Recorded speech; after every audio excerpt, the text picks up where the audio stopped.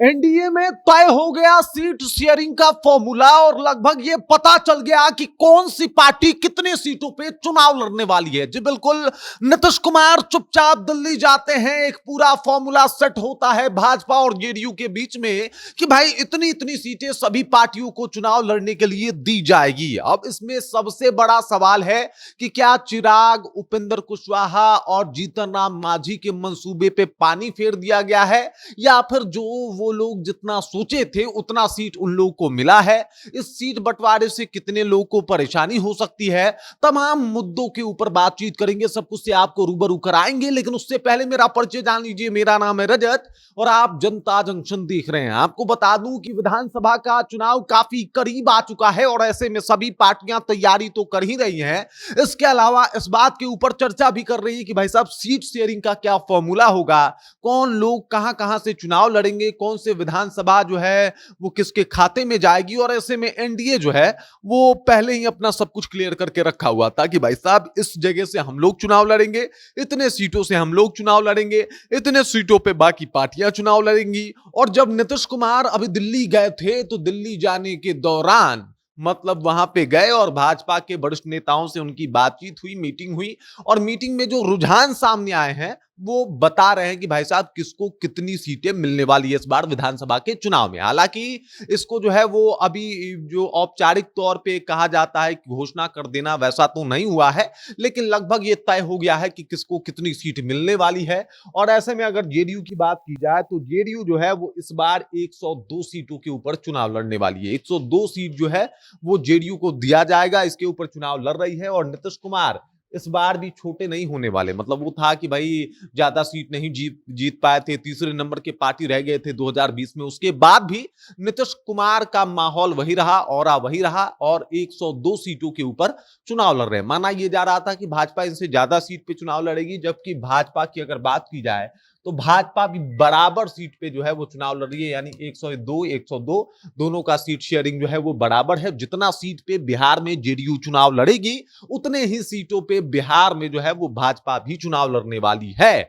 अब देख लीजिए 102 102 हो गया टोटल, आप समझ जाइए 204। और ऐसे में जब 204 सीट ये लोग अपने पास रख लिए तो अब बचा कितना, बचा और मात्र 40 सीट। अब 40 सीटों में मात्र 20 सीट चिराग पासवान को जो है वो दिया जा रहा है। चिराग पासवान ने बड़े सारे दावे किए थे, कम से कम 50 सीटों का डिमांड किया था, लेकिन चिराग पासवान के मंसूबे पे पानी फिरता हुआ दिखाई दे रहा है और इस बार 20 सीट से ही उनको संतोष करना पड़ेगा। 20 सीट पे ही चिराग पासवान जो है वो चुनाव लड़ेंगे और इससे ज्यादा इस बार देने के मूड में नहीं है एनडीए इनको। तो 20 सीटों पे चिराग पासवान को जो है वो टिकट मिला हुआ है और 20 सीट पे ये चुनाव लड़ेंगे। ये लगभग कंफर्म हो गया है, लगभग तय हो गया है। वहीं अगर जीतन राम मांझी और उपेंद्र कुशवाहा की बात की जाए तो आपको ज्ञात होगा जीतन राम मांझी ने कहा था कि भाई 25 सीट चाहिए, 30 सीट चाहिए, 35 सीट चाहिए, लेकिन इनको मिला है मात्र 10 सीट, क्योंकि इनको अब राष्ट्रीय स्तर की पार्टी बनानी थी और कम से कम इनको जो है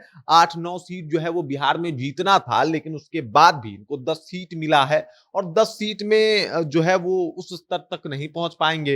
हालांकि अगर बात किया जाए, अगर राष्ट्रीय स्तर की इनको पार्टी बनानी है तो कम से कम 15-20 सीटों पे तो इनको लड़ना ही था, क्योंकि 2-4-5 सीट अगर हार भी जाते हैं तो भी कोई दिक्कत नहीं होता। लेकिन अब मात्र 10 सीट ही मिला है और 10 सीट इनको जीतने पड़ेंगे, तब जाके ये अपने आप को बता सकते हैं कि भाई साहब हम प्रो पार्टी हो चुके हैं। अब वहीं उपेंद्र कुशवाहा की बात की जाए तो भले ही लोकसभा चुनाव में उपेंद्र कुशवाहा चुनाव हार गए थे, इनको राज्यसभा भेजा गया और अब अगर टिकट की बात की जाए तो उपेंद्र कुशवाहा के पार्टी को भी बिल्कुल जीतन राम मांझी के बराबर जो है वो सीट दिया जा रहा है, यानी 10 सीटों पे उपेंद्र कुशवाहा भी अपने उम्मीदवार उतार सकते हैं एनडीए के तरफ से। और कुछ इसी तरीके से एनडीए ने इस बार डिसाइड किया है कि भाई साहब इसी तरीके से सीट शेयरिंग होगा, 102 102 पे भाजपा और जेडीयू।